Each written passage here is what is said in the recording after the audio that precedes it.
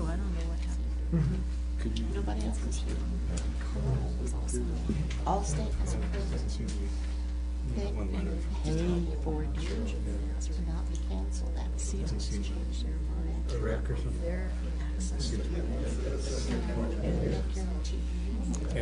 it. We'll call to order the meeting of the Woodland Park Planning Commission, October 23rd.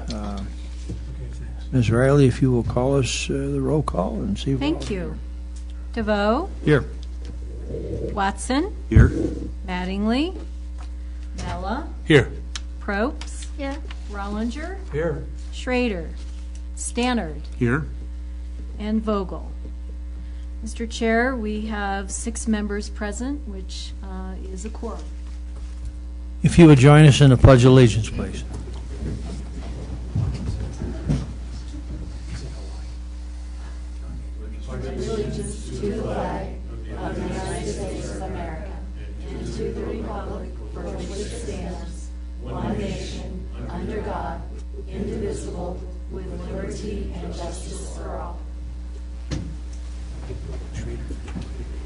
Oh, really?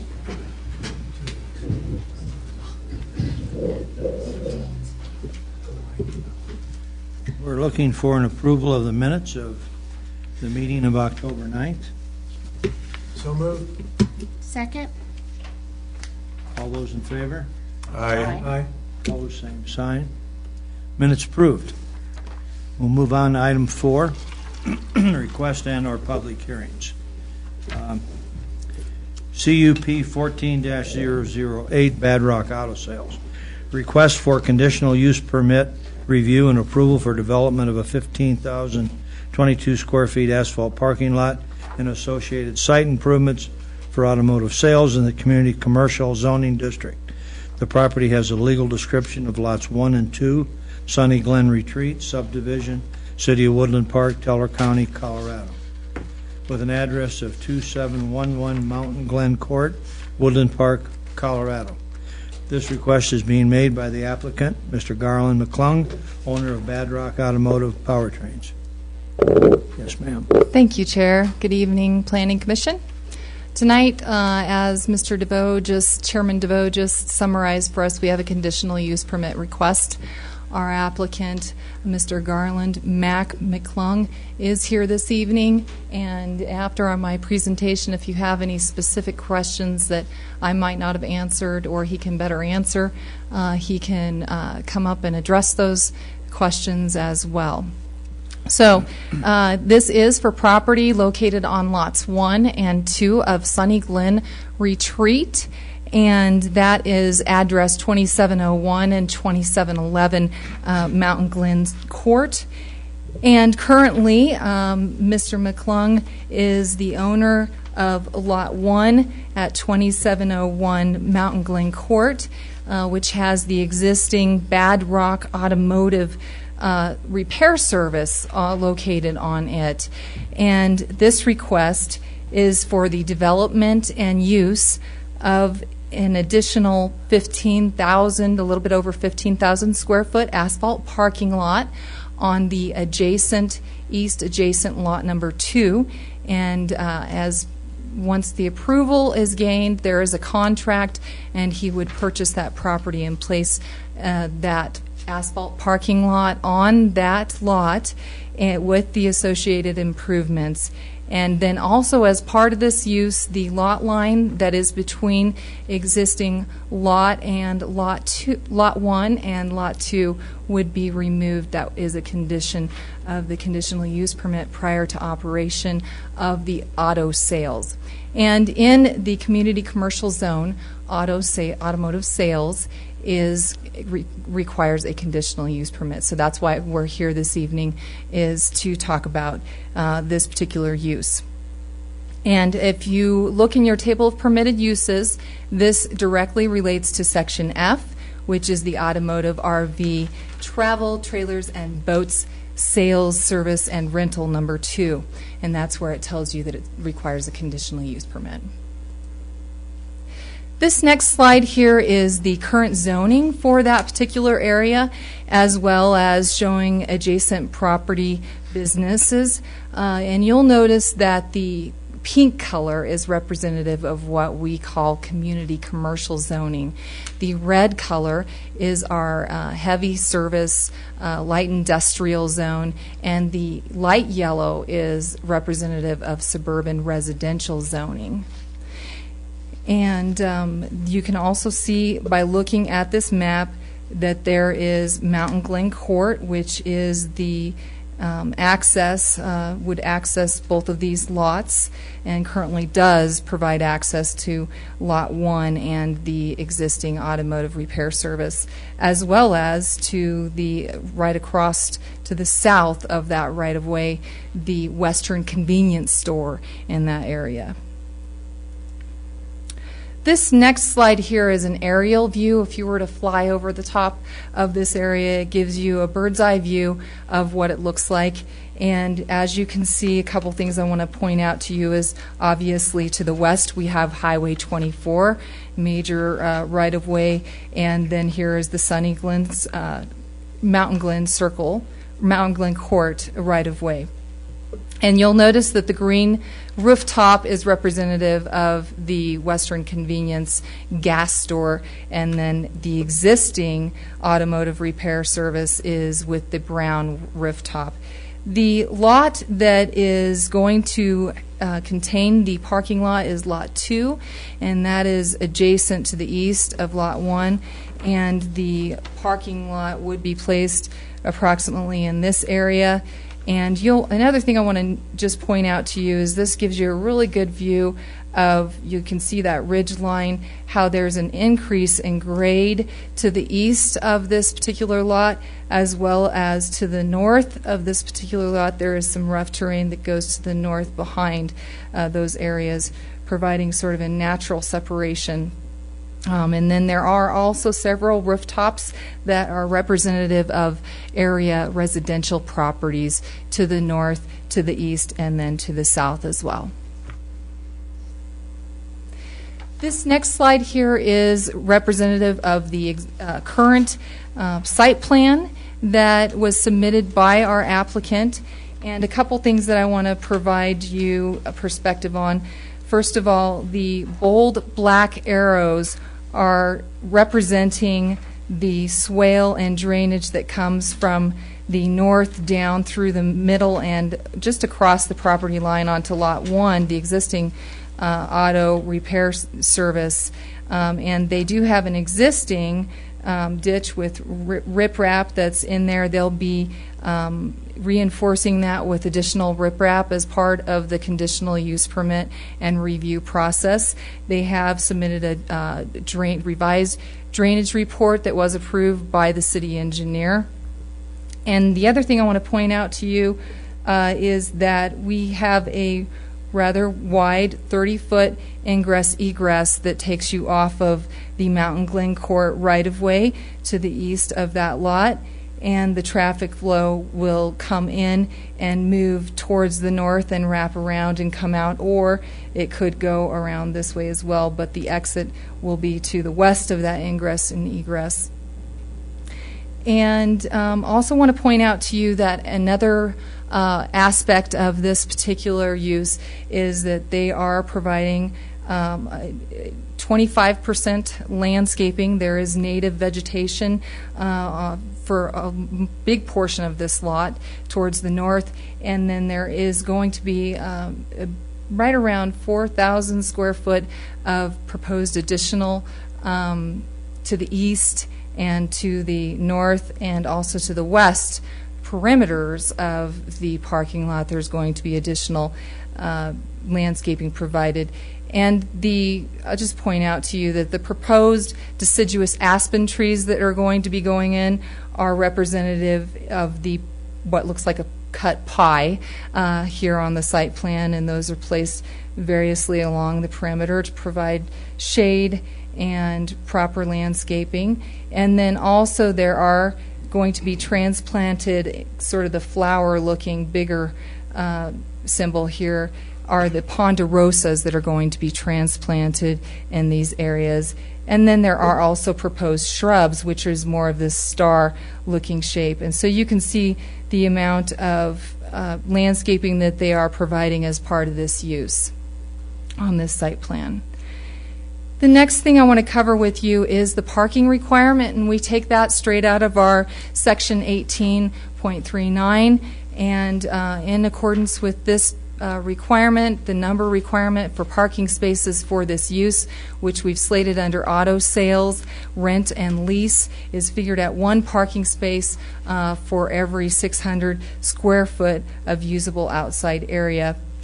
And if you take the just over 15,000 square foot of parking lot and you divide that by that 600, you get 25 required parking spaces. And the applicant has provided us, and I think it's a little bit easier to see in your fold-out 24 by 36 site plans that were delivered to you as hard copies a week prior. But there are 33 parking spaces that are provided by the applicant. And one of the other uses and aspects of this is that, and also in conjunction with that requirement to remove the lot line between lots 1 and 2, they will be using this parking lot to provide additional reserved employee parking to the west, and then they'll also be utilizing it for overflow of their service, auto service vehicles. And so those would take place towards the north and in the middle. And then the sales vehicles that they're actually selling would predominantly be placed here to the south, but also in the middle and to the north. And as part of a review of a conditional use permit, staff analyzes this to the 11 criteria that are laid out in section 18.57. And I'm just going to briefly go over each of those requirements and tell you a little bit about our analysis to each one. Criteria number 1 is that the development and use shall have a demonstrated direct need to be proposed in this location. And this both of these lots have been zoned community commercial for the last 15 years. Prior to that, were zoned heavy commercial, light industrial. And it does fit the intent of the moderate business activities that are called out in the community commercial zone. The sales, auto sales, and repair uses do fit that intent, we feel. And the community commercial zone does accommodate similar commercial activity, and a little picture here inserted close-up right to the south of that Western convenience store, of course, providing gas and other convenience items, but also geared at vehicle, automobile, providing uses for that, as well as the existing auto repair service that he has on Lot 1. So quite literally, anyone that's traversing Highway 24 is able to be provided with any vehicle services that they might need. There are also no auto dealers, sales dealers, particularly four-wheel, all-terrain vehicle dealers in Woodland Park currently, so this fills a need that we don't currently have, and all of the potential impacts have been mitigated. Criteria number 2 talks about how this particular use and development shall not endanger public health and welfare.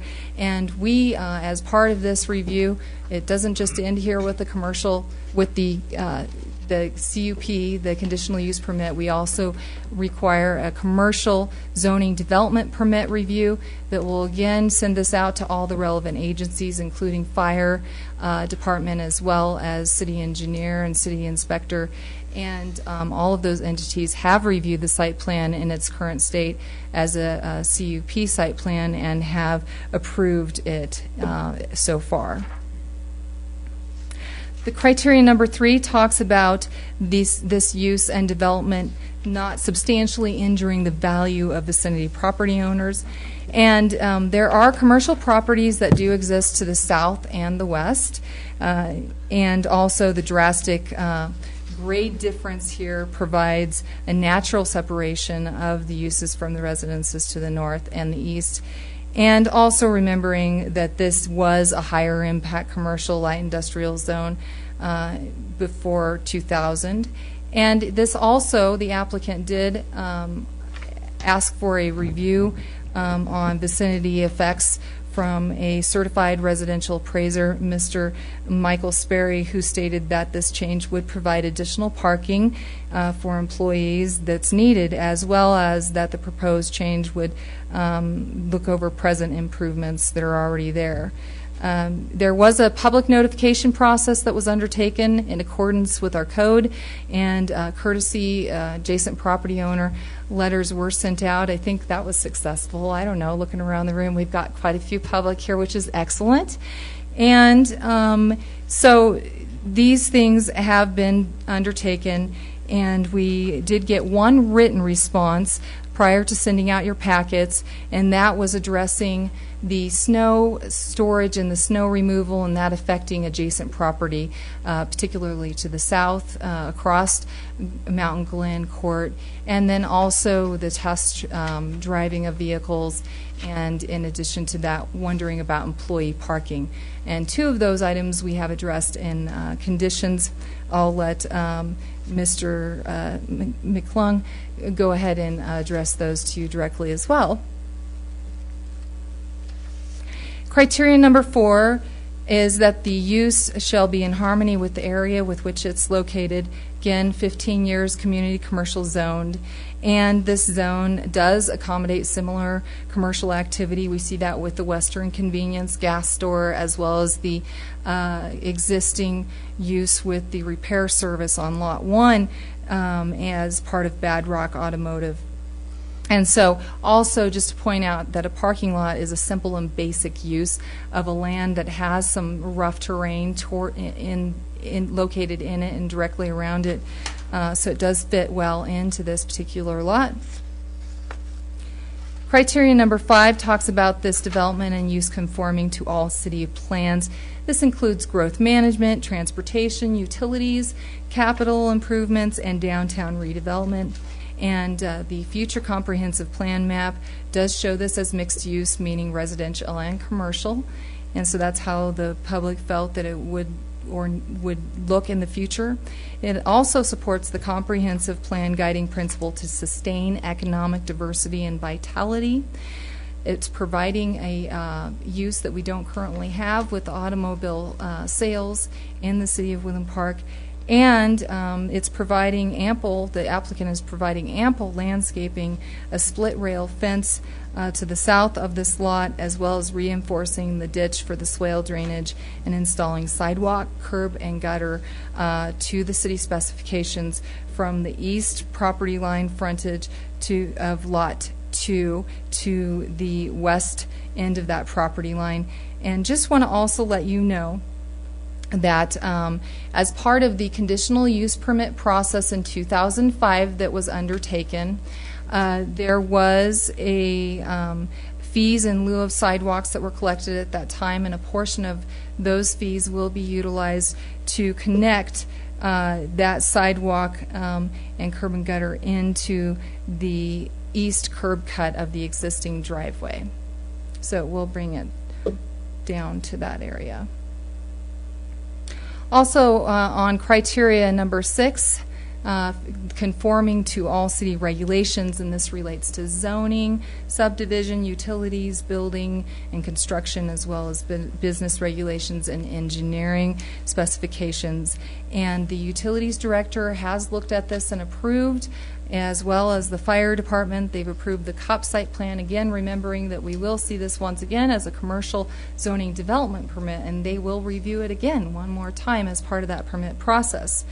And the staff has also looked at this and will be asking, as a condition of this conditional use permit, to provide lighting details to staff that will be pre-approved, so that we can make sure that that lighting will not provide glares to residences, that it's full cutoff lighting in that parking area.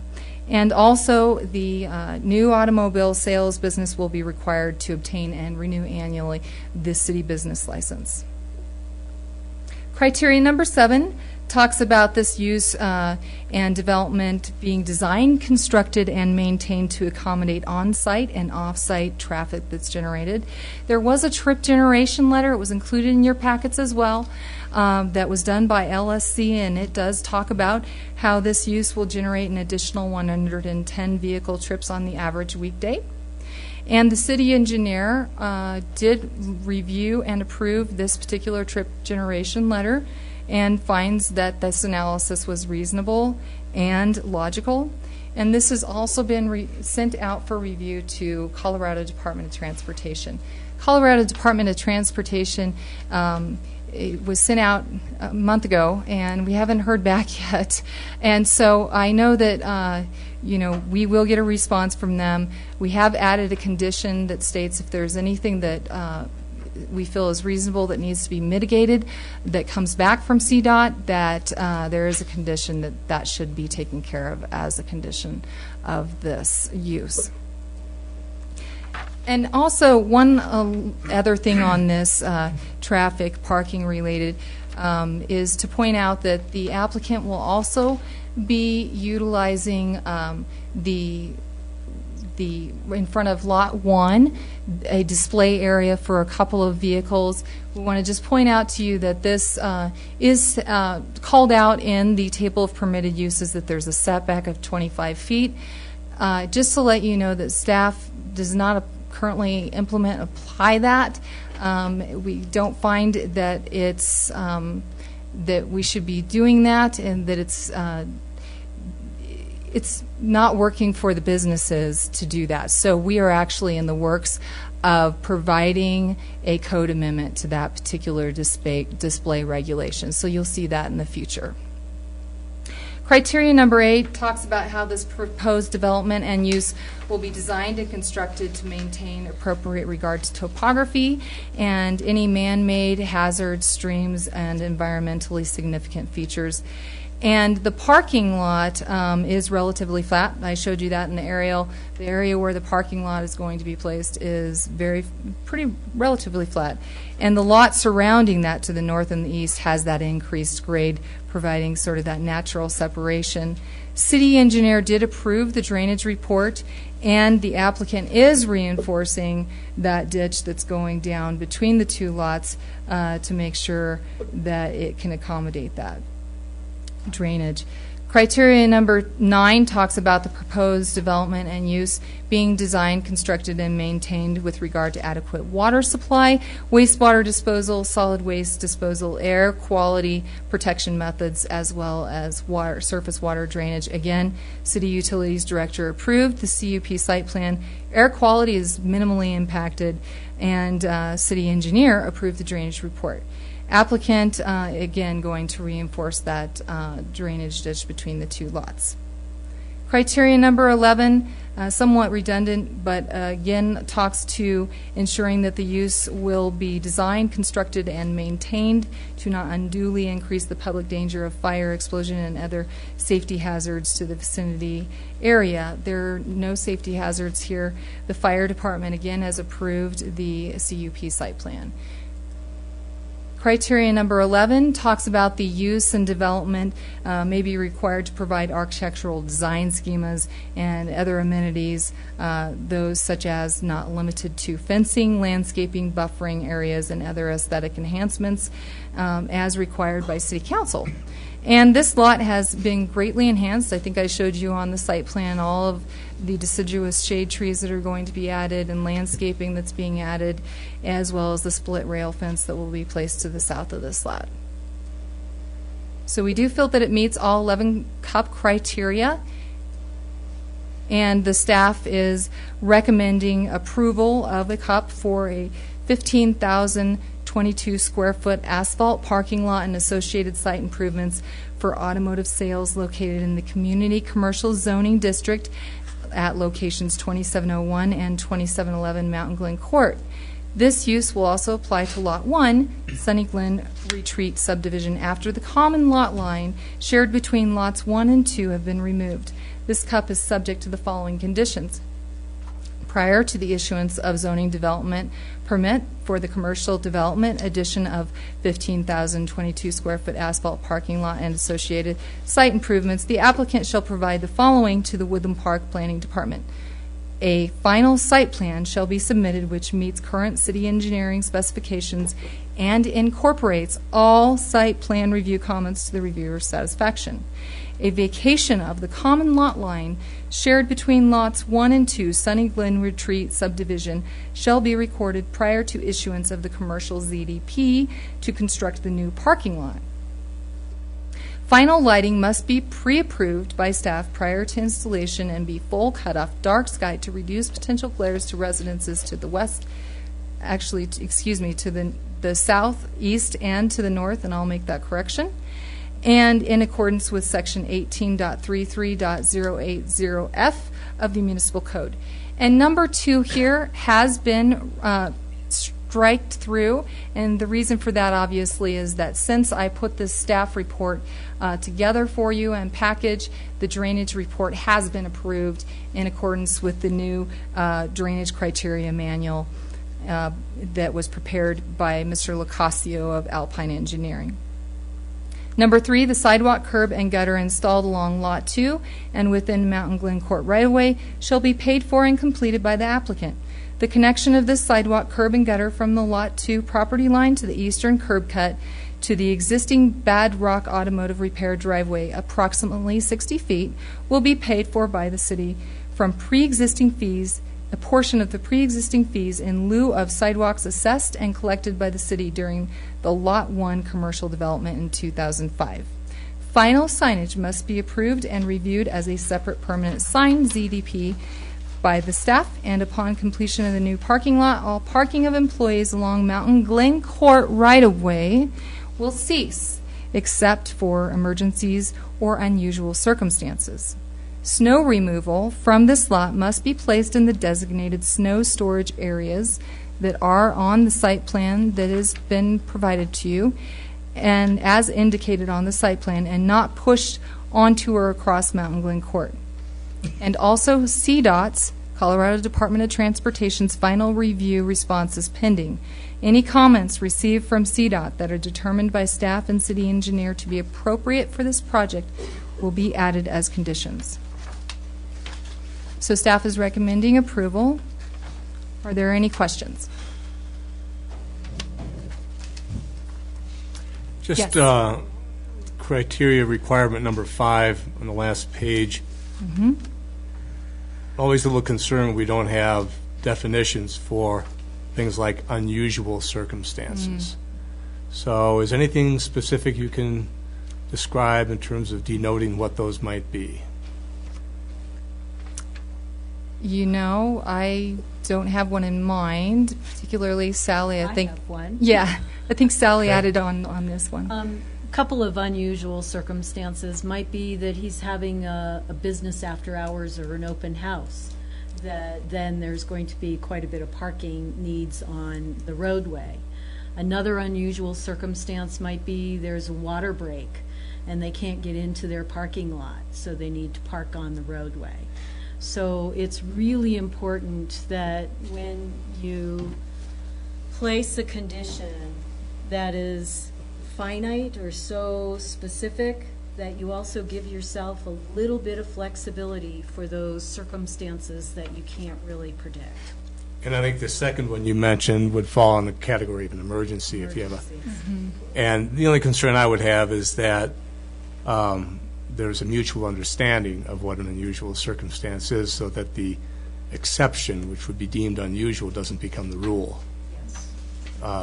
Just thinking of the neighbors. And so I think when you get into these areas, sometimes they can be ambiguous to the point of changing the intent of the criteria. If you have any ideas as to how to make that, I'll think about it a little more. It kind of caught my eye. yeah. That's all I have at this moment. Thank you. In looking, the snow storage is totally to the north. So that whole 15,000 square feet of snow is going to go to the north? That's the designated snow storage area, yes. That's what the applicant has proposed. I would encourage you to ask more questions on that of Mr. McClung when he comes up Okay. to clarify. Tom? I have just one question. Yes. Criteria number 7 Yes, of the last paragraph. yes. The applicant does plan to display a couple of vehicles for sale within his existing property. What's a couple? Obviously more than one, but When we had a site visit, I believe 1 or 2 was what was told to us. So, but I would like I would really like Mr. McClung to answer that directly to you. Okay. He knows more than I do his intent. I think I should clarify a little bit. He has a grass area in front of his existing parking lot. That's where the couple of display will be. He will be parking for sale cars in the front portion of that parking lot as well as in the back. thank you. And Matt can explain that. Okay, thanks. You referenced a code amendment when you were in your original presentation. Yes. I didn't quite get what that was going to do. Would you repeat That is to remove out of the table of permitted uses, section F, the added requirement at the end of that sentence, which is very long, that talks to 25-foot setback for display off of right-of-way. Okay. All right. Anybody else? Actually, a follow-up with that, you indicated in your comment that it didn't work for businesses. Can you expand a little bit on that? Right. Well, with Catamount, Power Sports was not applied as a requirement there. The Central Business District, especially with their front yard setbacks and requirements, it varies throughout town for businesses, the amount of front yard that they have. So, allowing them to be able to sell a vehicle displaying it, we feel, or whether that be a snowmobile or an ATV, we feel that's important that they be able to do that. And because it varies, we feel it should be equally dispersed among all property owners, Thank that you. right. Thanks. And how's the 25-foot setback measured? Where do you From start street the curb? right-of-way, 25 Right on the right-of-way. feet setback from the street right-of-way, yes. So that'd be 25 feet from 24 in this The case? edge of 24, yes, back.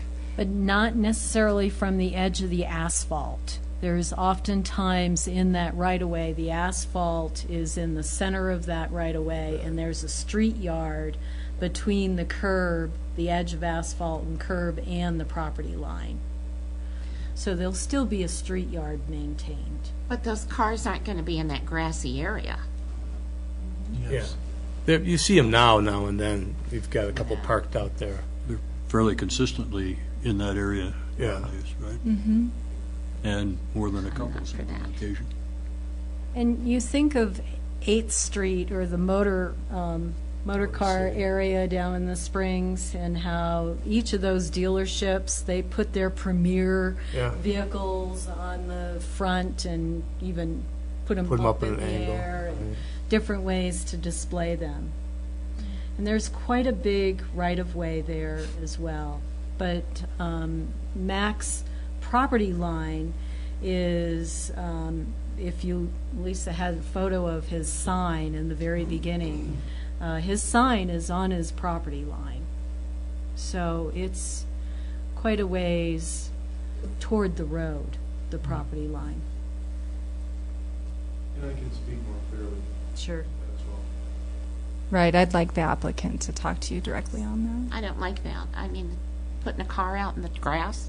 No. This isn't 8th Street. This is Woodland Park. that. Okay.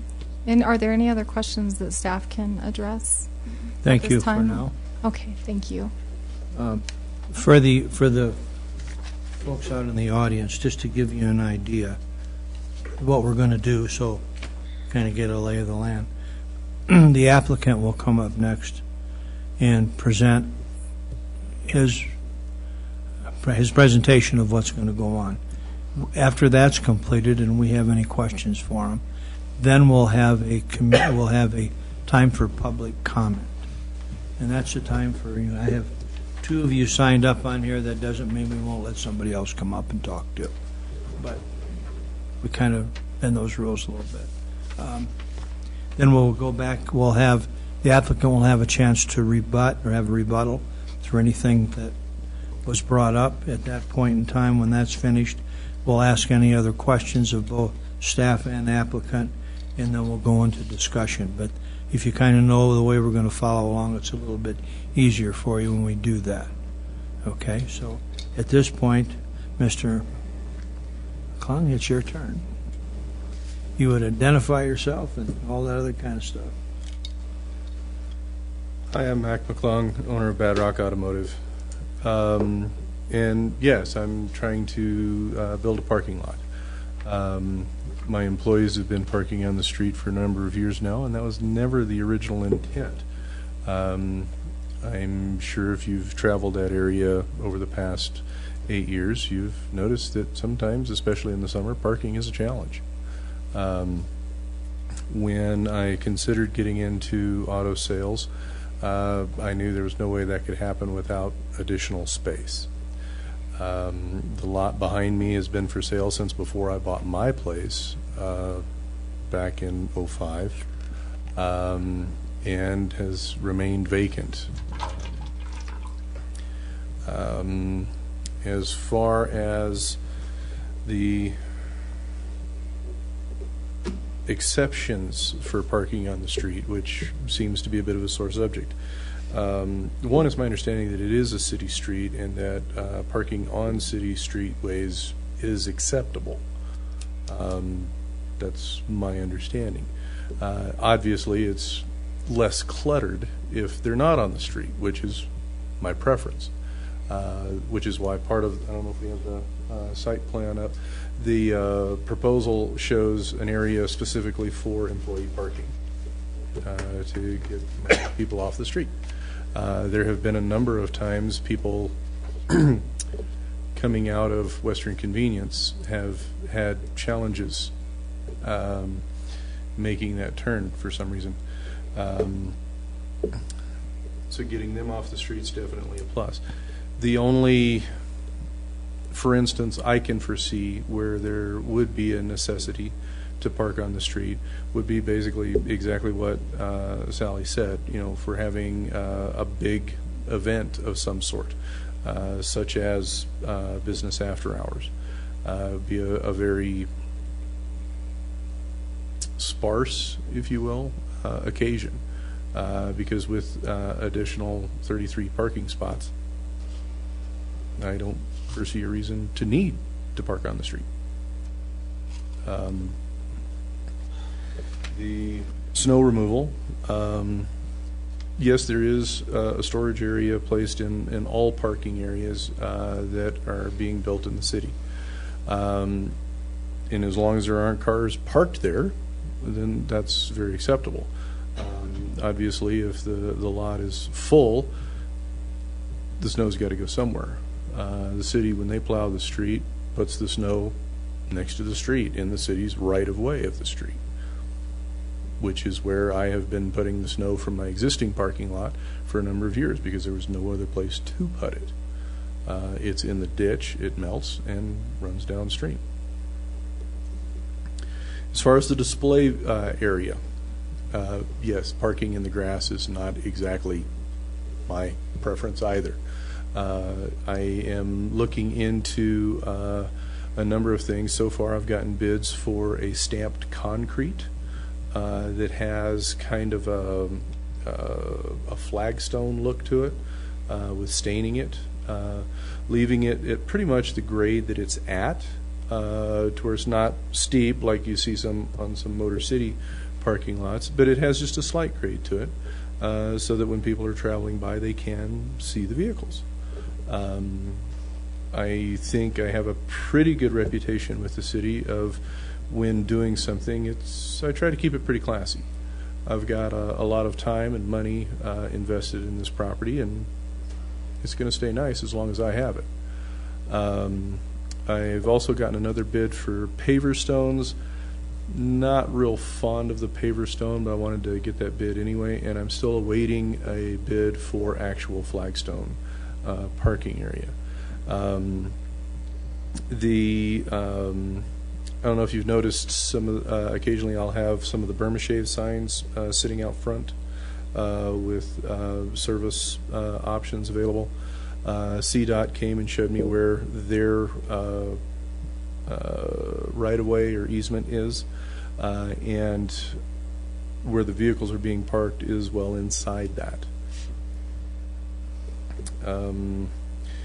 As far as the business setbacks, yes, I've been in this location for a little over 8 years now, and I still have an occasional delivery driver go right on by and never even see it. And trying to sell cars that far away from the highway would be a waste of time if I couldn't display them somewhat to where people could see them.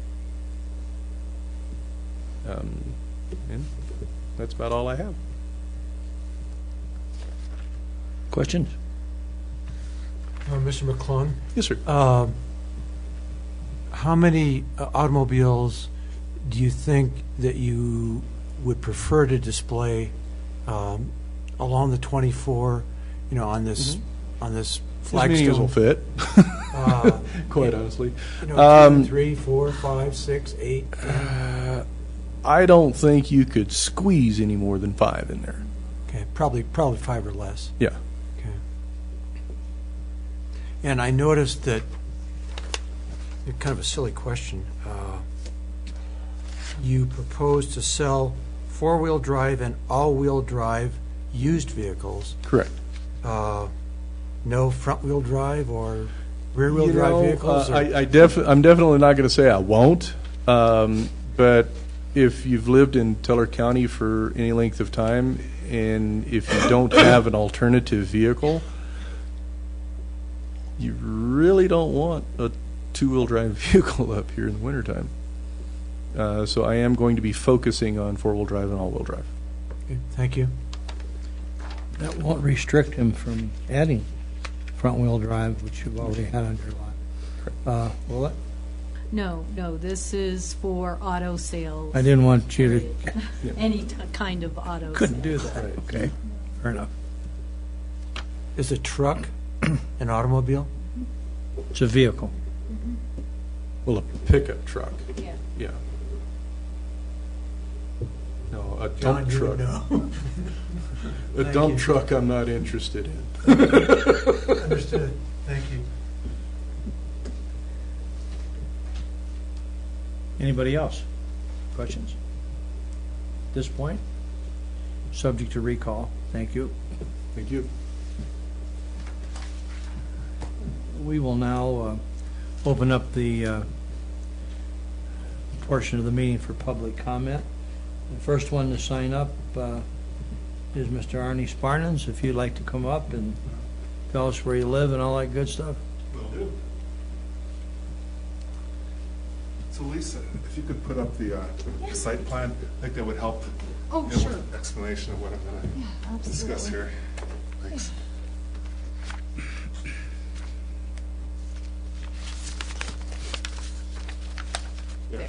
Yeah. All right, thank you for the opportunity. My name's Arnie Sparnans. I reside at 2621 Vista Glen Court. I'm also the owner of the residential property at 2721 Mountain Glen Court, which is immediately adjacent to the property under consideration for development. And so, in fact, the property I own is about 75% of the interface we're talking about here. So it's from the top up there, along the line, and then down there. And that property is zoned residential. And so Bad Rock has been a good neighbor, and I think they're a great asset for the community. I'm happy to see they're expanding their operations to include the adjacent commercial property.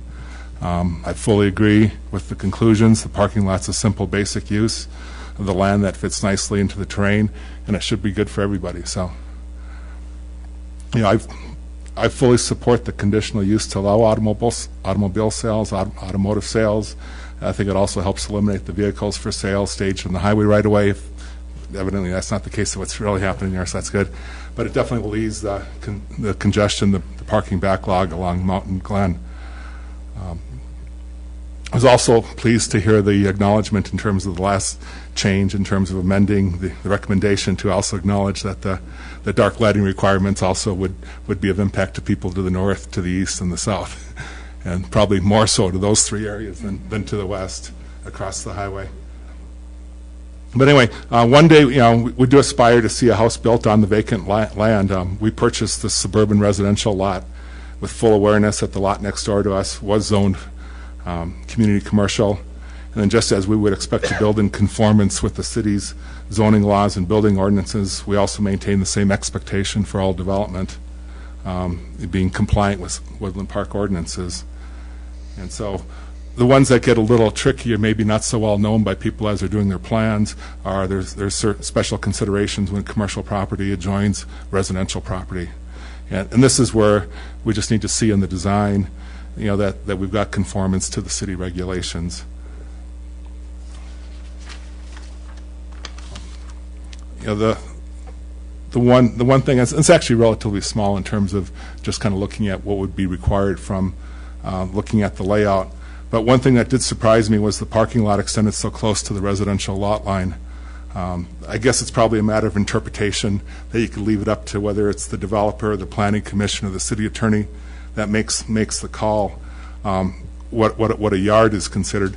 I looked at the definition of a yard in section 1806-588, and a yard means open space on the same lot with the building, unobstructed from the ground upward.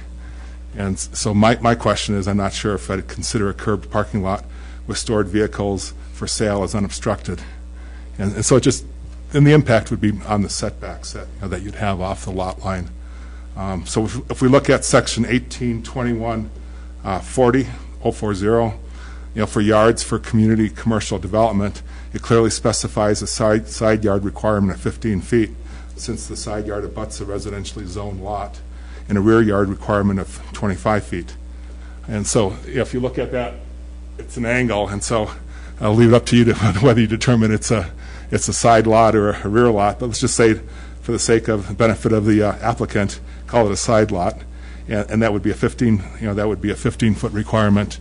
But if you look at the plat, it's only set back 10 feet along the angle, and only 5 feet where it extends down to the south at the street, near the street line there. And so it really does crowd the access to the adjacent property. But it's like, leave it to your advisors for what the definition, or more importantly than the definition itself of what a yard is, what's the intent of defining a yard and having yard space adjacent to residential. The second one I wanted to call out, and this is usually a function of how designers draw their maps, with large symbols. But if we look at section 1821-100, so we're still in the part of the city code that's dealing with community commercial development, and that calls for 25% of the lot size shall be landscaped with 1/2 the requirement abutting residentially zoned areas. And if those trees are pretty large to scale, so if you look at that lot line there, you can do the math, but say it's a little over 300 feet. And so over that 300-foot run of residential property, the plan calls for 3 5-gallon shrubs, 3 2.5-inch aspen trees, and 3 transplanted ponderosa pines.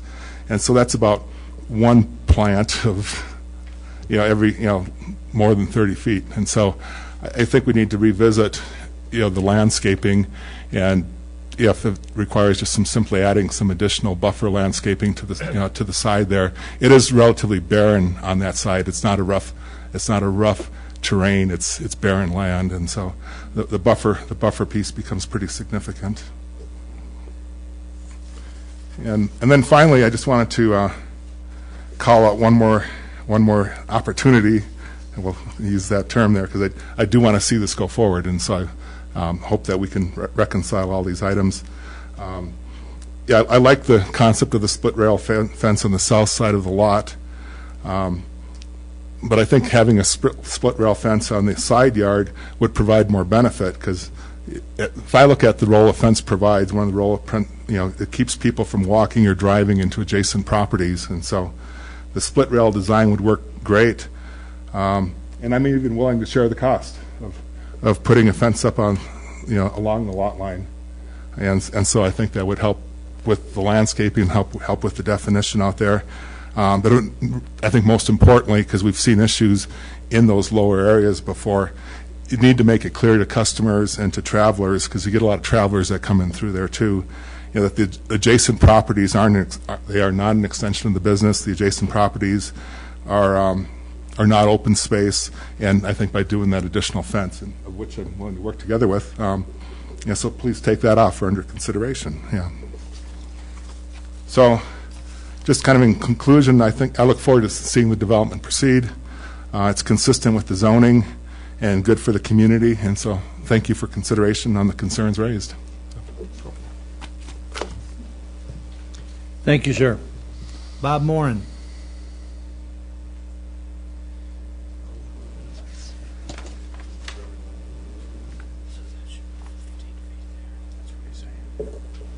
Good evening, ladies and gentlemen of the Planning Commission. I'm Bob Moran.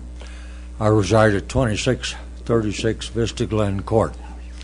My property does not abut against the subject's property, but I abut against my neighbors that are here tonight. My point of comment now is from a landlord standpoint years ago. I am in no way competing with your client, but from experience years ago, I would make a suggestion to you. Put some restrictions on the on-street parking. Make it that no vehicles to be repaired or repaired vehicles be parked on the street. In other words, if his employees need to park there during the day, so be it. That would be okay. But otherwise, no. I would also suggest in the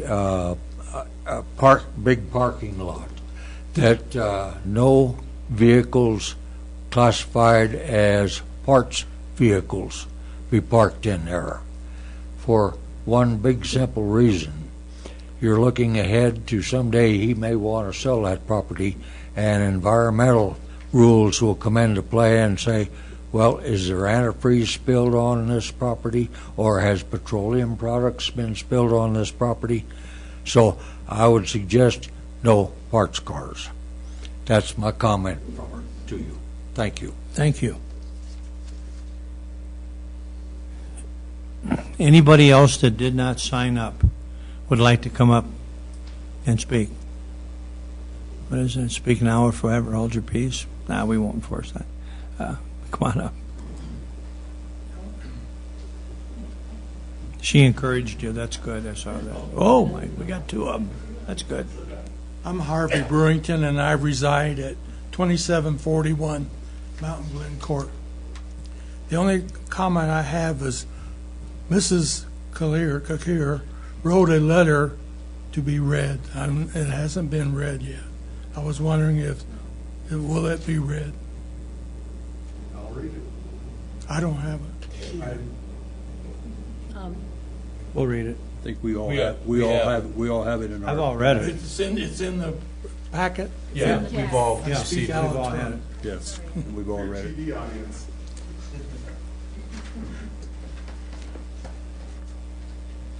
If commissioners would like it read into the record. I see no reason for it. I read it. Somebody else was about. There you go.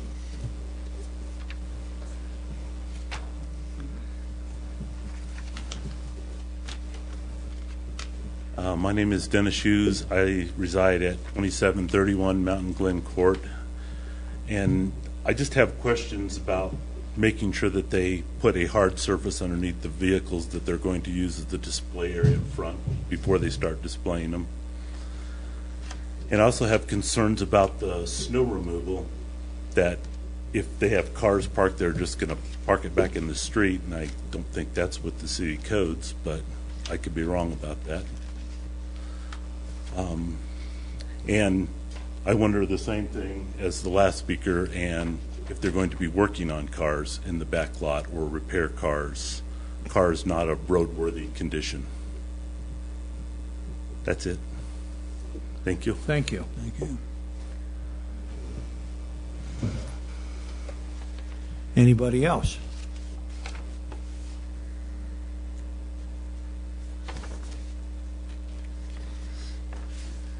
Last chance. Okay. Here and now, we will close this portion of the meeting, close the public comment. Mr. McClung, is there anything else you'd like to say? I'll address the comment. Briefly?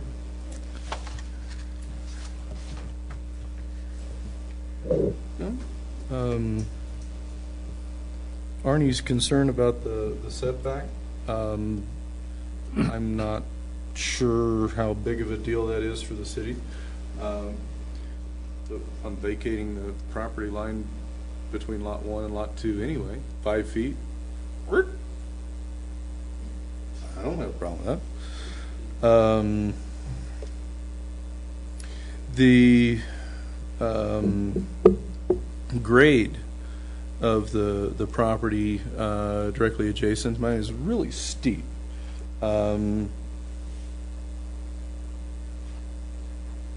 I don't know how big of an issue that would be as far as the fence goes. I think the fence looks cool, and if you're interested in helping me with that, I'm in.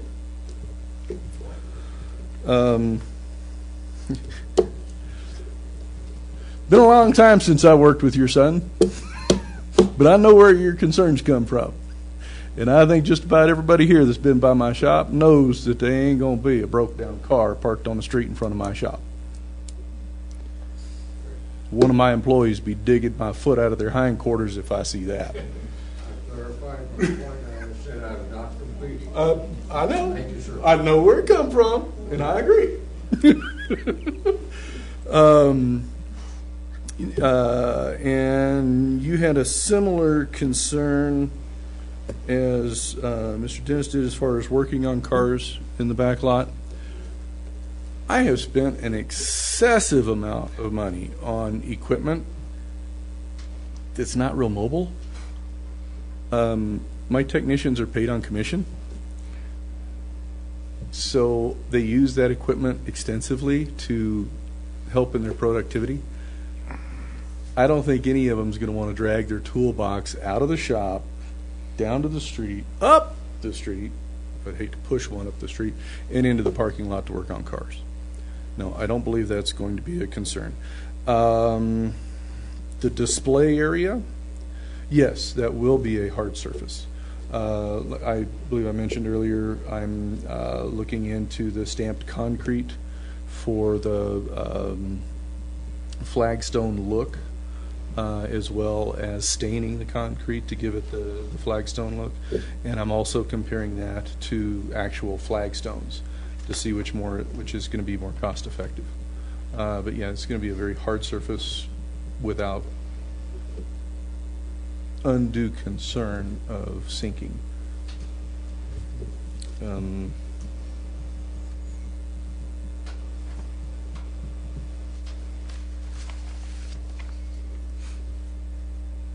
I believe I have addressed You have. the concerns. I'm sorry? Snow removal. Well, I mentioned that earlier. There is an area designated in the lot for snow storage. As long as that space isn't taken up by cars at the time it snows. And if it is, I'll push it around back into the ditch, like I've been doing in the repair parking lot. It's not been a hazard to date. Yes, sir. Isn't it part of the city regs that you have to have a snow removal area set aside and not be able to use it as car parking and be able to access it when snow is on the ground? So that when they pile up, they have a place to push it? His snow removal area is on the other side of the curb. I don't think he's going to put cars up there. It's on the other side of the lot where he's going to park cars across the. Yeah, but there's an asphalt curb on there. And it is kind of a hassle when you're coming down the street and they're plowing snow with their quad runner across the street over on the other side. Did you want me to address that now or wait? How about we wait until I'll address after? Okay. We've got a lot of questions for her after you're done. Okay. So with regard to the requirement for snow storage, yes, there is a requirement for snow storage. They have met that requirement on their site plan. It can be a part of your parking area, your parking lot area. And especially if you have excess, the number of parking spaces that are required. The required parking spaces are 25. They have 33, so they can use the existing parking spaces for snow storage. And the way the drainage is designed on this parking lot, it all goes to that southwest corner where the detention area is. It's likely that he's going to push the snow to that corner where it is going to collect for drainage. Which is why I put that corner in concrete instead of the asphalt. You look at the site plan that's here right here. Then why have the snow? Then why have the snow detention area if he's not going to put the snow there? It's required for him to show 10% of the hard surface area as a snow storage area. Their architect or designer chose to show it on the north side of the parking lot. What we find, Ms. Probst, is that people will show these areas and then they'll end up storing them in areas that are more practical and more feasible once they get out there and start plowing. What we will watch, though, is that it is not pushed into the city right away and into the ditch. It is supposed to be retained on the private property's owner's lot. Right, and I would also just add that there was a condition added that addressed the snow storage and not pushing it on to the Mountain Glen right-of-way as well. So that makes it enforceable under the zoning. One of the things that you will find out is that when you're trying to push snow back there, that asphalt curb will disappear because you'll hit it all the time. And it shouldn't even be there. It should be a place where you can push it past that so it will drain down. Asphalt curbs are notoriously for turning into pieces anyway for doing that. So if you're trying to shove snow back there, unless you're using a loader, you're not going to get over that curb. It just ain't going to happen that way. Not very easily. And you will probably move the cars in your parking lot because it's no fun being 18 years in the car business. You got to move all the damn things one side, do that, and you got to move them all the other side. And I mean, you can't go in between them. It doesn't work that way. And so you know what that is. You've been doing it on the other. Yeah, one. I've had to replace a tire on my shop truck for trying that once. Yeah. Okay. Thank you. You bet. Public hearing's closed. Someone raised their hand over there. I know. Already closed it, though. The public comment closed. You had time to come up there. Okay, we got to kind of move on. Now is our time for discussion. Any questions to applicant and staff? Does the staff have any rebuttal to some of the I wanted to issues, make a comment. particularly The yard and the landscaping, yes. Yards are defined based upon that it's a constructed building that creates the setback or the yard. You can build driveways, parking lots in those yard setbacks. So Arnie and I had this discussion this afternoon, and although Mr. McClung was amenable, it sounded like, to adjust the parking lot a little bit further closer to his building. I think that would be a wise thing to accept his offer. We looked at the landscaping very closely on this because of the narrowness and the shape of this lot and being restricted by the widths for parking spaces, for driving lanes. He wanted very much to be able to have 3 rows of cars. So that sort of dictated the width of this. But Mac is absolutely right. He's going to eliminate that common lot line. And so if there's a way to just edge it a little bit further over, that I think will help the neighbor a little bit more so without having the cars as close.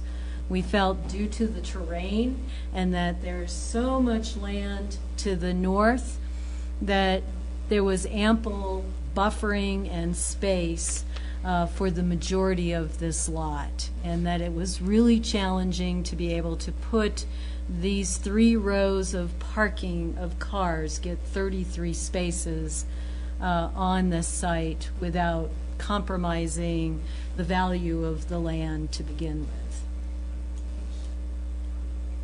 So the 15-foot and 10-foot, is that a city requirement in terms of buffering? The 15-foot, it is a yard requirement, but a yard is based on a building structure, not a parking lot or a driveway.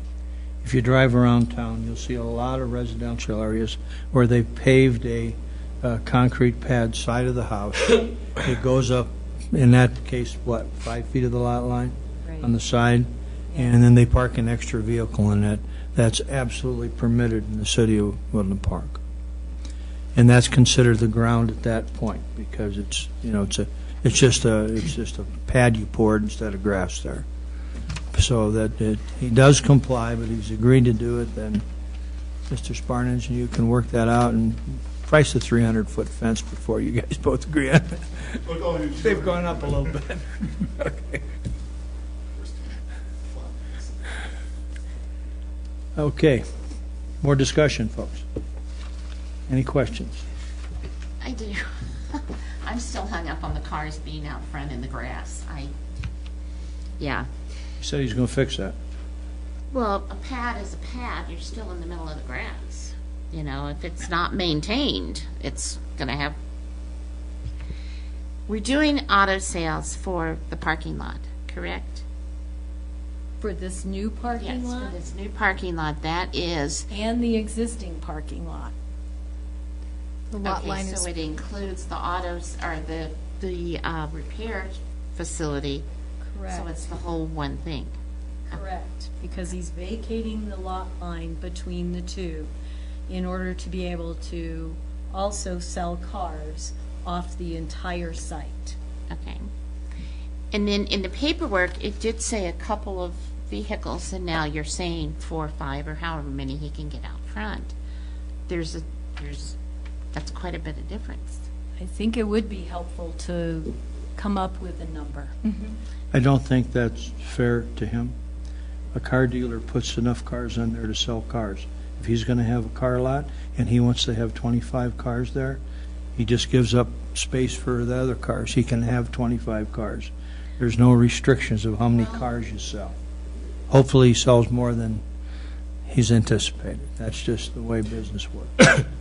But you could be particular about the area, the display area, so to speak, the area that is between the existing parking lot and the highway right-of-way. This area that's going to be brick pavers or stamped concrete. Is it your contention that it is aesthetically displeasing? Okay. I mean, we don't want, if you drive through town, you don't want to see cars. The first thing you see driving into town is cars with all the big for sale signs and everything right on the highway. I think there has to be some kind of a limitation. Past the Western and his property? I mean, you got a gas station sitting there, and then you have his cars right there. It's all very consistent in terms of a business. I just would hate to see the whole front area become a parking lot for the used cars when he's going to add a parking lot to put the used cars in. So would like to see some kind of a limitation or how it's done so that it is more tastefully done and you're not going to have 30 cars out front. I think the problem is defined by the finiteness of the dimensions we're talking about. If you look at that front area, and in particular Mac's history with the city and making things aesthetically pleasing, he's not going to, you couldn't fit 30 cars, you couldn't fit 10. What I've seen driving by there is 2 or 3 cars, all angled the same way nicely, so that when people drive by, they can kind of, get a view of the vehicle. I think that unless there's something that is objectionable from a regulatory or statutory perspective, there's nothing he's proposing that is inconsistent with displaying 4 or 5 cars in a service center that is going to be selling cars. So I think it's, and I think, as Mr. Watson said, the entire area is vehicle focused, as is Western Convenience. So I take a little different view with that. I think it's acceptable in my view. And no different than in the middle of town, all the ATVs lined up outside of that one business. So, Mr. McClung, you've put in a bid or seeking bids on flagstone and that sort of thing. What are the dimensions of that you requested the bid for? Just an idea of. That will give us an idea of capacity. How many feet? I wanted to bring something tasteful from the street to drive just the far side of my sign. These are the vermifuge signs that I was talking about earlier. That is at the edge of the DOT right away. The DOT people have been by and said, there. And that gives me just enough room to bring a vehicle from the street up here. And it's pretty much from this signpost, because on the other side of the signpost is the ditch. I could probably get my Jeep in and out of there, but not something I would want to sell. So from there, basically across the front of the existing parking area. There is some landscaping there that's going to remain. And other than that, the hard surface, if you will, is going to go across the front of the existing parking lot. Which will accommodate 3, 4, or that's what she's after. Right, and I mentioned earlier, you might be able to squeeze 5 vehicles in there, but, well, now take that back. If you stacked all smart cars, you might be able to get 6 in there. But I'm not planning on selling them. I think she wants a number.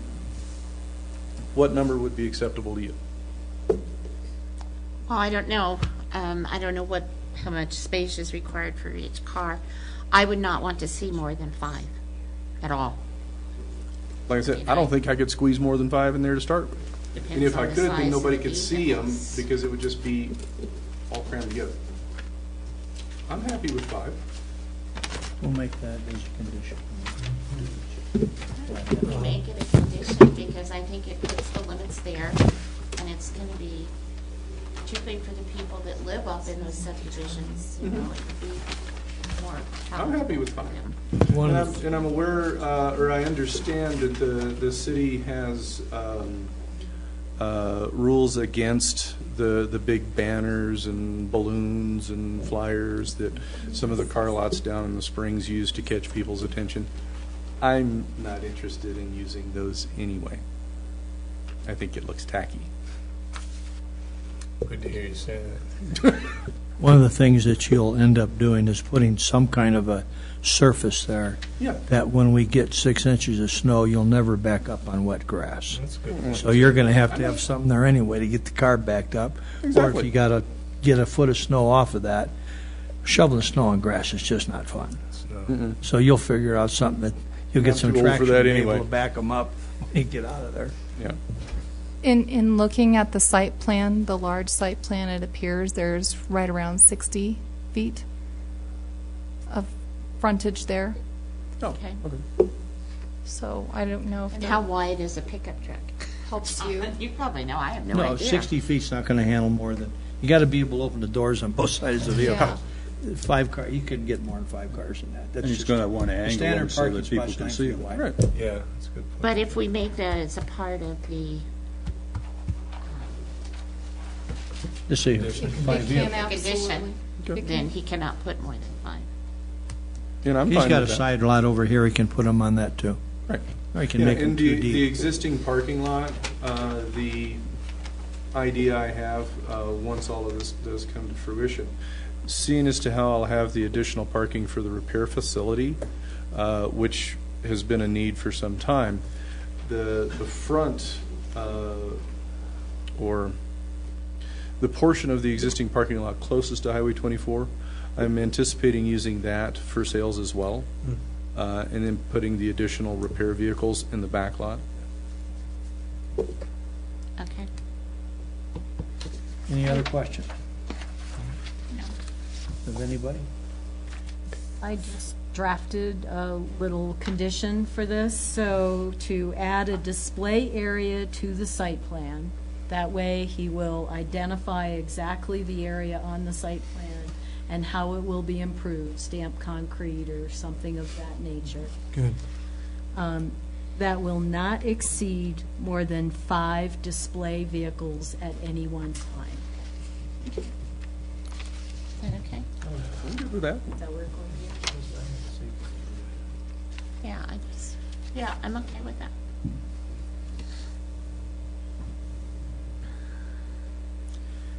Well, we're about at the point, any more discussion? We're looking for a motion in a second. Okay, I'll make the motion since I put the conditions on there. Has she read it?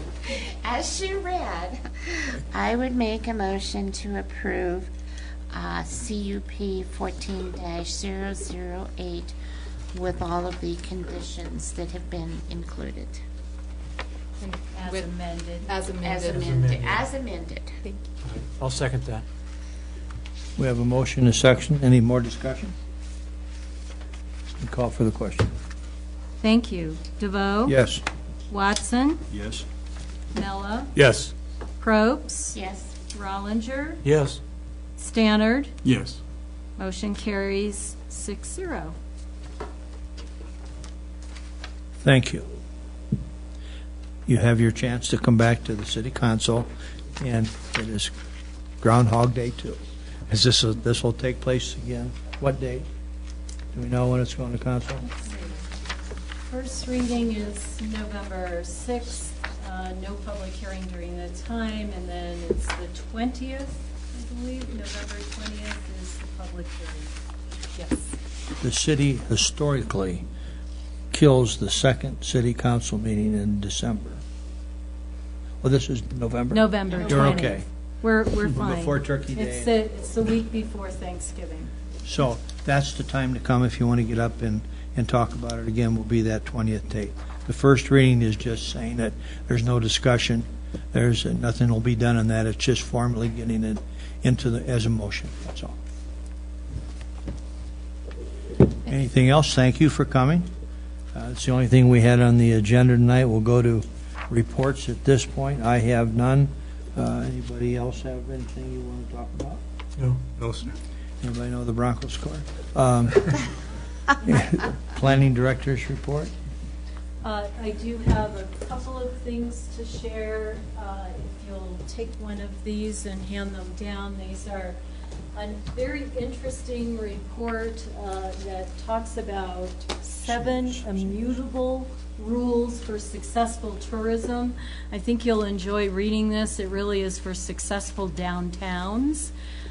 This came out of Georgia, that was also shared with the Main Street Committee, so, and the DDA. So I think you'll enjoy reading that. And I did want to mention that our city clerks have sent out notices about reappointments and vacancies. 3 reappointments. We're trying to do that early this year so that in anticipation of your second meeting in January, to make sure we have a full appointment of 9 members. because we're expecting a pretty big case, the first meeting in January, with the Karis Bible College amendment to their PUD. That's all that I have. Anything else for the good of the order? We have a motion to adjourn? So moved. We're adjourned. Thank you.